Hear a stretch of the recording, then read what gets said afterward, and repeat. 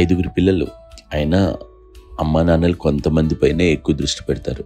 ఈ ఐదుగురిలో మీరు ఎవరి మీద ఎక్కువ ఫోకస్ పెట్టేవాళ్ళు? కళ్యాణ్ బాబు వాడంటే బాగా, అంటే వాడు ఏది తినేవాడు కాదు అసలు. ఆడికి ఏది తింటాడని ఇప్పుడు వాడికి నచ్చకపోతే, నేనైతే నచ్చకపోతే చాలా గోల్ చేసేవాడిని.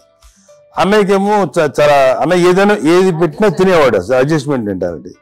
నాకేమో నచ్చకపోతే చాలా గొడవ పెట్టేవాడిని. తిండి ఇది ఒక అన్నం, ఇదొక కూరలు వెళ్ళిపోయేవాడిని. అమ్మకు తిట్టి అమ్మతో తిట్టి నాకు వెజిటేరియన్ ఎనర్జీ ఉండేది, అది చిరాకు అనమాట. కళ్యాణ్ బాబు ఏంటంటే తనకి ఇష్టమైన ఫుడ్ ఉంటే తింటాడు సైలెంట్గా, బాగలేకపోతే సైలెంట్గా వెళ్ళిపోతాడు. అమ్మకి ఇదేమంటారండి వదిలేమో తన తింటాడు, అది నిశ్శబ్దంగా నిరసన పట్టించేవాడు. దాంతో వాడి గురించి చాలా ప్రొటెక్టివ్గా చూస్తున్నాడు అమ్మ. పైగా చిన్నప్పటి నుంచి కొంచెం వాడు వీక్గా ఉండేవాడు, అంత బలమైన ఇది కాదు.